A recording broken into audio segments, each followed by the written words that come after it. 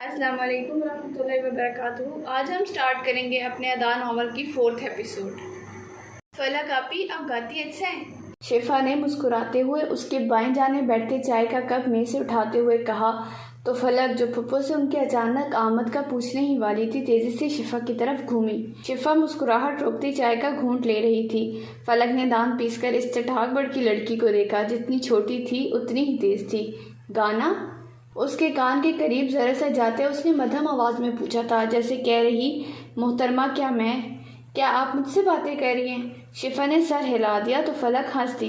مذاق مت کرو شفا، ہاتھ ہلا کر اس نے انکار کیا تو شفا نے کپ میز پہ رکھا اور اس کی جانب گھومی۔ مذاق؟ آپ کو لگ رہا ہے کہ میں مذاق کر رہی ہوں؟ دیکھ لیں، ثبوت بھی مل سکتا ہے۔ اس کی آنکھوں میں شرارت رقص کر رہی تھی۔ فلک نے دانت پیسے۔ فلک بات سننا۔ تارا نے کچن سے اسے آنے کا اشارہ کیا تو شفا کو گھورتی اٹھ گئی۔ ٹڈی رکو تمہیں تو میں پیستی ہوں۔ پھپھو کے بچے پورے بلیک میلرز ہیں۔ کچن میں جاتے ہی اس نے بڑبڑا کر تارا کی جانب دیکھ کر کہا اور ساتھ ہی اشارے سے پوچھا کہ کیا ہے، تو وہ تھوڑی پہ ہاتھ رکھ کے کسی سوچ میں گم تھی۔ فلک کے بولنے پہ اس کی جانب متوجہ ہوئی۔ چچی نے بتایا کہ کیوں بلایا تھا؟ چائے کا کپ اس کے سامنے رکھتے ہی ساتھ ہی فریج کی طرف جاتے اس نے پوچھا تو فلک کرسی کھینچ کر بیٹھ گئی۔ نہیں، کیوں؟ بڑی امی نے بتایا کچھ؟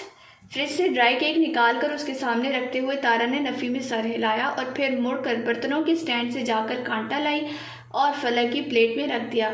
فلک کیک کھانے لگی۔ تمہارے خیال میں کیا بات ہو سکتی ہے؟ کیونکہ جس طرح کہا گیا تھا اور جس طرح پھپھو بے وقت آئی ہیں، ضرور کوئی وجہ ہوگی۔ فلک کے سامنے کرسی گھسیٹتے تارا نے کہا تو فلک نے سمجھ کر سر ہلایا۔ صحیح کہہ رہی ہو۔ میں نے امی سلطان سے پوچھا تو انہوں نے کہا کہ پھپھو کی وجہ سے بابا کا پلان بنا ہے، جبکہ بات کچھ اور ہے۔ وہ دونوں اسی طرح گفتگو کر رہی تھیں جب زنیرہ اندر آئی تو دونوں نے خاموشی اختیار کر لی۔ کچھ سوچ کر فلک اپنی جگہ سے اٹھی اور گلاس بھرتی زنیرہ کے پیچھے جا کھڑی ہوئی۔ زنیرہ، یار مجھے کوئی اچھا سا ناول تو بتاؤ جسے پڑھ کے مزہ آ جائے۔ زنیرہ نے پہلے تعجب سے اسے دیکھا اور پھر ایک دم پرجوش ہوئی۔ ہیں؟ رکو ذرا، میں یہ پانی امی کو دے کر آتی ہوں، پھر میں بتاتی ہوں۔ حویلی میں ایک زنیرہ ہی تھی جو ناولز پڑھا کرتی تھی۔ اب جو فلک نے ناولز کا نام لے لیا تو زنیرہ کے دماغ میں ایک دم سے سارے ناولز گھومنے لگ گئے۔ وہ پانی دے کر تیزی سے اندر آئی اور دونوں کے درمیان کرسی گھسیٹ کر بیٹھ گئی۔ فلک کھانے کا کام شروع کر چکی تھی۔ اس حویلی میں اگر سب سے زیادہ کسی کا پیٹ ہلکا تھا تو وہ زنیرہ تھی، اور بولتی تو ایسے تھی کہ رکنے کا نام ہی نہ لے، جیسے اس کی زبان کی بریکیں فیل ہو گئی ہوں۔ اور یہی ہوا۔ انہیں لگا تھا کہ وہ بولتے بولتے خود ہی گھر میں ہونے والی تبدیلی کا بتا دے گی، مگر ایسا کچھ نہیں ہوا۔ جب پورا گھنٹہ زنیرہ کا ناول نامہ بند نہ ہوا تو فلک کو خود ہی بولنا پڑا۔ زنیرہ ڈارلنگ، ناول کا تو بہت ہی مزہ آ گیا، میں خود ہی پڑھ لوں گی، پھر ہم اس پہ بات کریں گے۔ ابھی تم مجھے یہ بتاؤ کہ حویلی میں کیا چل رہا ہے؟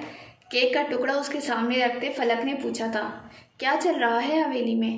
کیک کی جانب ہاتھ بڑھاتے زنیرہ نے پوچھا تو فلک اور تارا نے ایک دوسرے کو دیکھا اور پھر فلک نے اگلے ہی لمحے اس کے ہاتھ سے اپنا کیک جھپٹ لیا۔ زنیرہ کا منہ کھلا رہ گیا۔ چلو نکلو یہاں سے، سر کھا لیا ناول سنا سنا کر، اور کام کی بات کا تو تمہیں علم ہی نہیں ہے، فلک نے گھور کر اسے کہا اور کیک کا پیس منہ میں ڈالا تو زنیرہ نے بیچارہ سے منہ بنا کر ان دونوں کو دیکھا، مگر جب کوئی بات نہ بنی تو منہ میں کچھ بڑھاتی اٹھ گئی۔ منحوسیں، یہ لفظ اس نے باہر جانے سے قبل بآواز کہنا ضروری سمجھا تھا، اور یہ کیسے ہو سکتا تھا کہ فلک بی بات نیچے گرنے دیتی؟ تم بھی وہی، جواب دو بدو دیا گیا۔ یوں ہی موسم کے ادا دیکھ کے یاد آیا، کس قدر بدل جاتے ہیں انسان جانا۔ کمرہ تھا یا گائے بھینس باندھنے کی جگہ، جہاں کوئی ترتیب ہو نہ ہی توازن۔ یہی حال اس وقت فلک کے کمرے کا تھا، اور فلک کمرے میں بلند آواز میں میوزک سسٹم پہ گانے چلائے خود شیشے کے سامنے کھڑی تھی۔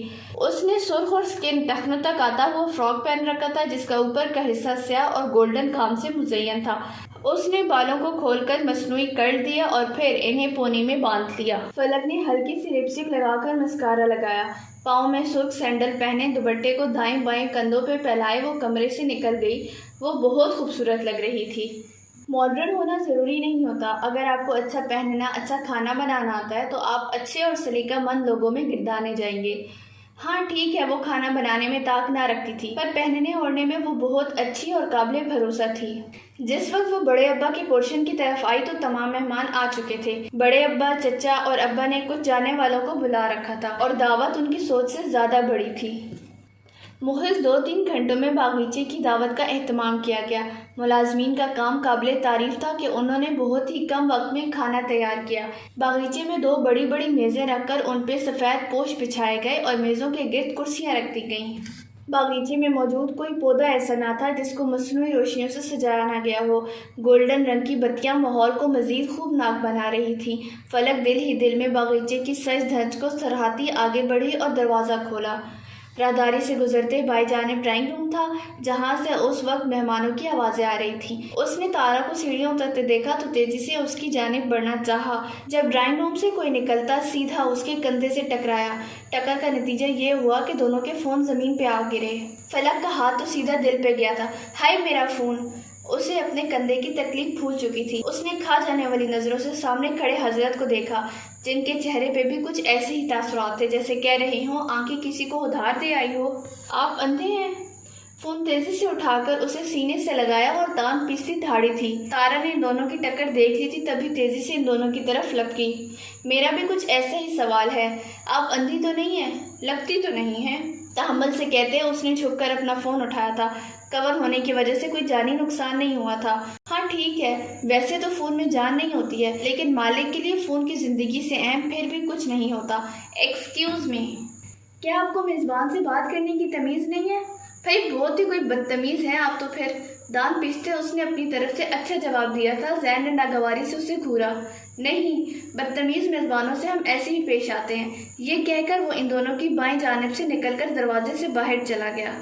فلک کا تو جیسے منہ ہی کھل گیا تھا۔ اس قدر کرارے جواب پہ فلک کے تو مانو کان دھوئیں چھوڑنے لگے تھے۔ اوپر سے سامنے والے کا ٹھنڈا انداز، کیا بھگو کے ماری تھی اس نے۔ فلک نے مٹھیاں بھینچ کر پاؤں چٹکا اور ایک نظر تارا کو گھورا جو اپنی ہنسی روک رہی تھی، اور زنیرہ کے کمرے کی طرف بڑھ گئی۔ اسے اس وقت وہی نظر آیا تھا۔ فلک سنو تو۔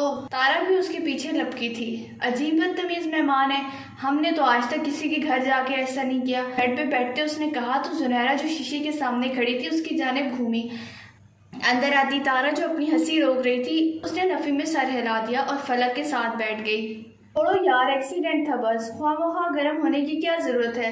تارا نے اسے سمجھانا چاہا۔ یار تم نے اس مرد کی زبان دیکھی تھی؟ میرے بڑے ابا کے گھر کھڑے ہو کے مجھے بدتمیز بول رہا تھا۔ غصے سے اس کی بھویں تنی ہوئی تھی۔ تارا نے گہری مسکراہٹ بمشکل روکی۔ یار فلک تم بھی تو کم بولا کرو، کیا ضرورت ہے تمہیں اسے اندھا بولنے کی؟ ہاں تو کیوں وہ اندھے بیل کی طرح باہر نکلا تھا؟ ابھی میری جان میرا جگر ٹوٹ جاتا۔ ہاتھ میں فون پکڑے ایک بار پھر اس نے سینے سے لگایا تو زنیرہ اور تارا دونوں ہنس دیں۔ ویسے کون تھا وہ؟ آخر میں ایک اہم سوال محترمہ نے سوچ کر پوچھ ہی لیا۔ وہ، تارا نے گہرا سانس لیا تھا، دادا ابراہیم کا پوتا زین مصطفیٰ، جو 3 ماہ پہلے ہی باہر سے پی ایچ ڈی کر کے لوٹا ہے اور ابھی پولیس میں بھرتی ہوا ہے۔ دادا ابراہیم اسی کی تو باتیں کیا کرتے تھے، بھول گئی تم؟ تارا بول رہی تھی اور فلک تو جیسے ایک دم ٹھنڈی ہوئی۔ اچھا تو یہ تھا زین، تبھی اتنا بدتمیز تھا۔ کال پہ کی گئی گفتگو ایک دم سے اسے یاد آئی تو وہ بے اختیار ہنس دی۔ تارا اور زنیرہ نے یہ دھوپ چھاؤں سے نظارہ دیکھا تو ناسمجھی سے فلک کو دیکھنے لگی۔ فلک نے ہنس کر ان دونوں کو اپنی کارستانی سنائی تو دونوں نے اسے افسوس بھری نظروں سے دیکھا۔ فلک نے شانے اچکا دیے۔ اب مجھے کیا پتا تھا کہ وہ دادا ابراہیم کا پوتا ہے۔ باغیچے میں سجی کرسیوں پہ اب سب افراد بیٹھ چکے تھے۔ فلک نے اپنے اور تارا کے لیے ایک ساتھ کرسیاں کھینچی تھیں۔ اس کے سامنے والی کرسی پہ سدرا آپی تھی، بائیں جانب زنیرہ تھی اور پھر زنیرہ کے ساتھ کنزا، شفا، پھپھو اور پھر باقی سارے مہمان۔ اسی طرح بڑے ابا کے ساتھ ایک طرف ابا جبکہ دوسری طرف چچا بیٹھے تھے۔ بائیں جانب ابا کی ساتھ والی کرسی پہ ابا کے ساتھ حنان اور پھر امی سلطان، چچی جان اور بڑی امی بیٹھی تھیں۔ اسی طرح سارے مہمان گفتگو میں مصروف۔ فلک کے بائیں ہاتھ پہ سربراہی کرسی پہ دادا ابراہیم اور بائیں ہاتھ پہ زین بیٹھا تھا جو عبداللہ سے بات چیت کر رہا تھا۔ وقفے سے دادا سے بھی بات کر لیتا تھا۔ دادا نے سب سے زین کا تعارف کروایا۔ وہ اپنے پوتے کے آنے پہ بہت خوش تھے۔ دیکھو کیسے ہنس ہنس کے باتیں کر رہے، فلک نے تارا کے کان میں جھک کر کہا تو تارا نے اسے گھورا تھا۔ تارا کی نظر نہ جانے کہاں تھی۔ فلک نے اس کا دھیان نہ پا کر زنیرہ سے باتیں کرنی شروع کر دی تھی۔ وہ دونوں ابھی کسی بات پہ ہنس رہی تھی جب انہوں نے بڑے ابا کو گلا کھنگار کر اٹھتے ہوئے دیکھا۔ سب سیدھے ہوئے۔ بڑے ابا کم ہی مسکرایا کرتے تھے۔ آج وہ دن تھا۔ انہوں نے مسکرا کر حاضرین پر نظر ڈالی اور ساتھ ہی حنان کے کندھے پہ بھی ہاتھ رکھ کر تھپکی دی تھی۔ तमाम हाजरीन ने ये अमल गौर से देखा। तारा ने बेख्तियार सिद्रा आपी को देखा जो कोल्ड ड्रिंक का गिलास मुंह में लगाए सारी सूरत हाल में गैर दिलचस्पी से बैठी थी। मैं आज, उन्होंने कहना शुरू किया, अपने छोटे भाई सुल्तान बहरोज़ की जानिब से एक ऐलान करना चाहता हूँ। अगरचे ये ऐलान उसे खुद करना चाहिए था, मगर उसकी ख्वाहिश पे मैं कर रहा हूँ। फैसला सब बड़ों की मर्जी से हुआ है, तो सोचा कि आज की दावत में सबको फैसले से आगाह कर दिया जाए। हनान के कंधे को थपथपाते उन्होंने कहा था। तारा के दिल में वहम सा हुआ। उसने एक बार फिर सिद्रा आपी को देखा और अब वो रोशनियों की तरफ देख रही थी। उन्हें अब भी इस दावत में कोई दिलचस्पी नहीं थी। हमने फैसला किया है कि जुम्मे के रोज़ फलक बेटी और हनान बेटे की बाकायदा मंगनी की रस्म की जाए। रिश्ता आज से 10 साल पहले तय किया जा चुका है, लेकिन चूंकि बच्चे छोटे थे इसीलिए फैसला किया गया कि अभी ये बात छुपा ली जाए। लेकिन अब जबकि आप देख रहे हैं कि पुत बड़ी हो चुकी है और हम इसमें कोई याद महसूस नहीं करते कि अब बच्चों को इस बात से आगाह कर दिया जाए। वो कह रहे थे और फलक को तो मानो सकता ही हो चुका था। बड़े अब्बा ये क्या कह रहे हैं? उसने नासमझी से इर्द गिर्द बैठे सब नफूस को देखा। सबके चेहरों पे खुशी के तासुरात थे। ये क्या हो गया था? उसने हैरत से हनान के पहलू में बैठे अपने वालिदैन को देखा जिनके चेहरों पे खुशी की चमक थी। फलक ने हनान को देखा जो कफ लगे सफ़ेद शलवार सूट में हमेशा की तरह अप टू डेट लग रहा था। फलक ने गहरा सांस लेकर अपने वालिदैन पे एक निगाह डाली और फिर सर झुका लिया। वो एक लम्हे को शौक हो गई थी, लेकिन वो इतनी मजबूत थी कि वो चीज़ों को जज़ब करने की सलाहियत रखती थी।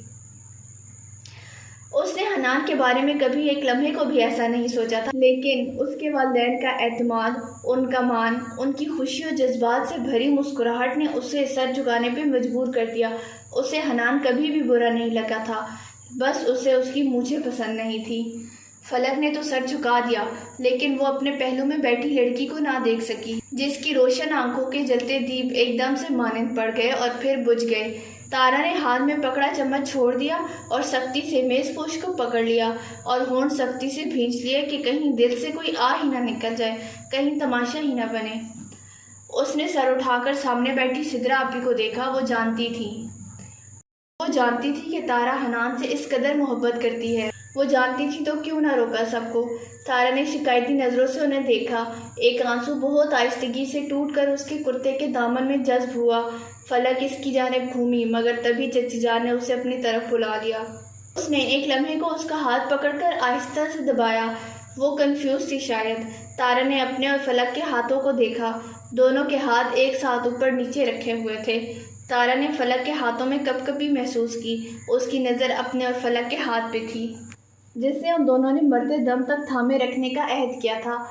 वो अहद अब तारा का इम्तिहान लेने वाला था। उसने कुर्सी घसीटी और अपनी जगह से उठ गई। फलक उसकी गैर मौजूदगी ज़रूर महसूस करती जो अगर चची जान उसे अपने पास ना बुला लेती। सिद्रा आपी की आंखें नम थीं।